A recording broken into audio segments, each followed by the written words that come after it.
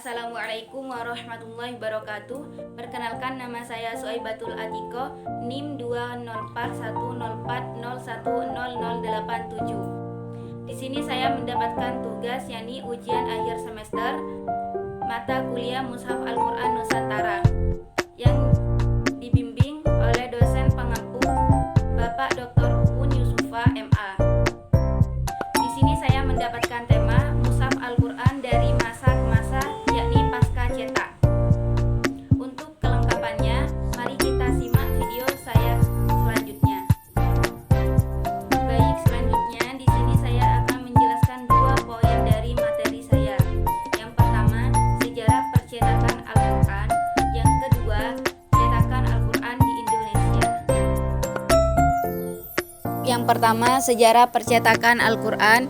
Dalam perjalanan sejarah Al-Quran, percetakan Al-Quran dimulai dari pengumpulan tulisan milik sahabat pada masa Khalifah Abu Bakar radhiyallahu anhu sampai pembuatan mushaf pertama pada masa Utsman bin Affan radhiyallahu anhu.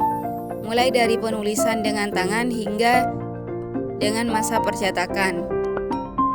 Al-Quran pertama kali dicetak bukan di negara Islam melainkan di negara Barat, yang mana percetakan Al-Quran dibagi menjadi 3 periode. Yang pertama, periode percetakan klasik. Yang kedua, periode percetakan modern. Yang ketiga, periode digital mushaf. Al-Quran pertama kali dicetak dan diterbitkan di Venesia, Italia sekitar tahun 1537 hingga tahun 1538 dengan The Movable Type, yaitu jenis mesin cetak yang ditemukan oleh Johannes Gutenberg sekitar tahun 1440 di Mainz, Jerman oleh Paganino dan Alessandro Paganini, dan mereka adalah ayah dan anak, yang keduanya merupakan ahli percetakan dan penerbitan. Percetakan Al-Quran berikutnya adalah pada tahun 1694 di Hamburg oleh Abraham Henkelmann. Ia merupakan kepala pastur yang mendapatkan pendidikan istimewa di Oriental Studies di Wittenberg. Ia berhasil menerbitkan teks Al-Quran dengan judul Al-Quranus es Lex Islamitica Muhammadis. Cetakan ini menyertakan terjemahan, hanya dilengkapi kata pengantar berbahasa Latin, dan cetakan ini merupakan cetakan Al-Quran pertama yang dilengkapi dengan tanda baca, tanda huruf, dan penomoran ayat. Pada tahun 1787 baru muncul lagi cetakan Al-Quran di St. Petersburg di bawah instruksi Ratu Rusia Tsarina Catherine II. Al-Quran cetakan ini ditahqiq oleh sarjana-sarjana Islam dan disertai kutipan-kutipan keterangan dari kitab tafsir. Kemudian edisi ini dicetak lagi pada tahun 1789 hingga tahun 1798. Kemudian pada tahun 1905 Al-Quran dicetak lagi di sini dengan format yang lebih bagus, menggunakan hot copy untuk dipresentasikan pada para pejabat. Pada tahun 1786 hingga 1787 di St. Petersburg didirikan seni cetak Tatar dan Turki, dan sebagai penanggung jawabnya ditunjuklah sarjana domestik Mullah Osman Ismail. Salah satu produk yang pertama kali dicetak adalah Al-Quran. Kebijakan Ratu Catherine II menunjuk Mullah Osman Ismail sebagai penanggung jawab percetakan merupakan benih awal percetakan Al-Quran yang ditangani oleh umat Islam sendiri.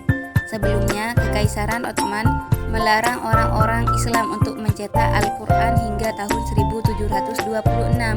Ketika percetakan ini resmi didirikan pada tahun 1726, Kekaisaran Ottoman sendiri baru mencetak Al-Quran pada pertengahan kedua abad ke-19 di Mesir dan di Istanbul bersamaan dengan percetakan Al-Quran di India. Pada masa ini juga mulai dicetak beberapa kitab tafsir seperti Al-Baidawi dan Al-Jalalain. Cetakan ini sudah mulai dibuat untuk mengaji dan tidak hanya dibuat manuskrip. Pada tahun 1834, Al-Quran dicetak dan diterjemahkan oleh orientalis Jerman Gustav Flügel dengan judul Quranic Text Arabicius. Tahun ini merupakan peristiwa penting dalam kajian Islam di Eropa karena edisi Vlugel ini dianggap yang paling baik dari sebelum-sebelumnya. Cetakan ini pun kemudian banyak dijadikan rujukan oleh sarjana-sarjana barat hingga pada abad ke-20. Selain itu, cetakan ini juga banyak yang sudah menyebarluaskan di dunia Islam setelah Perang Dunia ke-1. Meski orang-orang Islam menilai adanya ketidaksesuaian dengan Al-Quran yang digunakan umat Islam pada umumnya, terutama pada penomoran surat, edisi ini dicetak lagi pada tahun 1841 hingga 1893. Beberapa tahun kemudian, Vlugel juga menerbitkan Indeks Al-Quran yang merupakan kontribusi yang sangat besar bagi kajian keislaman. Percetakan Al-Quran di Mesir dilaksanakan pada tahun 1923 dan diterbitkan pada tanggal 10 Juli 1924 Masehi di Kairo.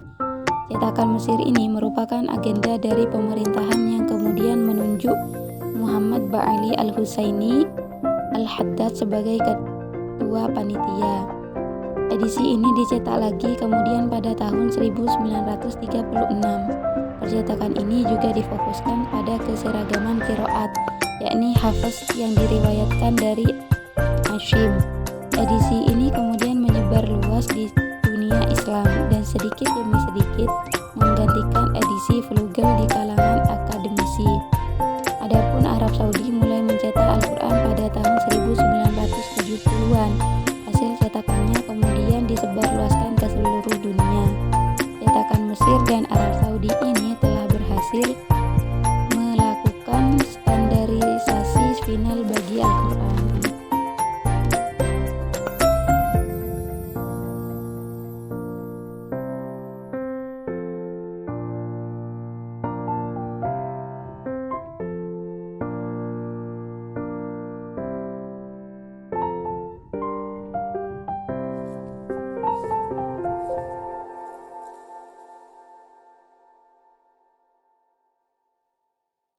Di Nusantara, mushaf Al-Quran cetakan tertua berasal dari Palembang, yaitu produk cetak batu Haji Muhammad Ashari bin Kemas Haji Abdullah, yang selesai dicetak pada tanggal 21 Ramadan 1264 Hijriah. Al-Quran Palembang ini mengalami cetak ulang pada tahun 1854, lalu disebarkan ke negeri-negeri Muslim Nusantara. Cetakan ini sekaligus menjadi cetakan Al-Quran tertua di Asia Tenggara. Mushaf Al-Quran cetak batu lainnya yang beredar di Indonesia adalah dari Singapura. Al-Quran cetak batu Singapura mirip seperti Al-Quran tulisan tangan, dengan adanya hiasan warna-warni pada bagian awal, tengah, dan akhir mushaf, serta berbahan kertas Eropa yang mempunyai cap kertas. Al-Quran cetakan Singapura ditulis oleh Muhammad Sholih bin Sardin pada tahun 1285 Hijriah di Kampung Gelam. Al-Quran Singapura banyak beredar pada tahun abad ke-19. Al-Quran cetakan yang juga tersebar pada paruh kedua abad ke-19 adalah Al-Quran cetakan Mesir. Masyarakat lebih familiar menyebutnya dengan Al-Quran Istanbul. Al-Quran Istanbul sudah menggunakan cetakan modern. Nama serta logo penerbit dicantumkan dalam Al-Quran tersebut. Pada mushaf koleksi Bait Al-Quran dan Museum Istiqlal tertulis pada tahun 1299 Hijriah. Al-Quran ini menjadi rujukan dalam penulisan Al-Quran ayat sudut yang menjadi salah satu mushaf standar Indonesia. Al-Quran serupa terdapat di perpustakaan perguruan tinggi ilmu Al-Quran dan beberapa tempat lainnya. Selain Timur Tengah dan Singapura, arus buku-buku Islam termasuk Al-Quran datang juga dari India. Kota yang banyak menerbitkan buku-buku Islam yaitu Bombay, India, dan Lahore, Pakistan. Beberapa buku karya ulama Nusantara seperti Syekh Salih Darat, Syekh Daud Al-Fatani, dan Abdus Somad Al-Falimbani juga pernah diterbitkan di India dan distribusikan di Singapura. Al-Quran India sudah menggunakan cetakan modern warna kertas coklat kekuningan berdimensi sedang dan teknik penjilidannya menggunakan benang. Al-Quran India merupakan salah satu cikal bakal pencetakan masal Al-Quran di Indonesia dan disebut Al-Quran Bombay dengan ciri khas hurufnya tebal. Al-Quran Afif adalah sebutan untuk mushaf Al-Quran yang diterbitkan dan didistribusikan oleh Maktabah Al-Misriyah Cirebon milik Abdullah bin Afif. Penerbit ini berlokasi di perkampungan Arab Cirebon. Penerbit Afif pernah mencetak Al-Quran pada tahun 1933 dan 1951. Selain itu juga menerbitkan kitab-kitab dari Mesir dan karya ulama Indonesia. Pada tahun 1951, Al-Quran ini dicetak ulang dengan penambahan nomor pada setiap ayat. Menurut keturunan Abdullah Afif, pemilik toko kitab At-Tamimi, Al-Quran ini hingga kini masih dicetak di Semarang dan dikenal di dunia percetakan sebagai Quran Cirebon. Al-Quran Bukit Tinggi dalam tulisan ini adalah mushaf Al-Quran yang dicetak oleh penerbit Matba'ah Al-Islamiyah milik Haji Muhammad Sultan Sulaiman di Bukit Tinggi, Sumatera Tengah pada Rabiul Akhir 1352 Hijriah. Berdasarkan kolomnya, Al-Quran ini ditasdih dengan pedoman kaidah Rosem Usmani oleh Mahkamah Syar'iyah Bukit Tinggi yang saat itu diketuai oleh Syekh Sulaiman Ar-Rasuli dan Haji Abdul Malik. Secara umum, Al-Quran Bukit Tinggi hampir mirip dengan Al-Quran Afif. Cetakan ini merupakan Al-Quran dan terjemahannya dalam bahasa Belanda. Sampul berwarna hijau tua. Al-Quran ini merupakan terjemahan dari tafsir karya Maulvi Muhammad Ali, Presiden Ahmadiyah Anjuman Isatul Islam Lahore, India. Dicetak oleh penerbit Fisher dan Co. Batavia pada 30 Juli 1934 dan disebarluaskan oleh Gerakan Ahmadiyah Indonesia. Terjemahan Al-Quran inilah yang digunakan oleh beberapa tokoh perjuangan era kolonial seperti Soekarno. Cetakan ini termasuk kategori Al-Quran dan terjemahannya terdiri atas 3 jilid. Setiap jilid memuat 10 juz. Pada halaman depan tertulis bahwa Al-Quran ini diproduksi pada tahun 1354 Hijriah atau 1935 Masehi.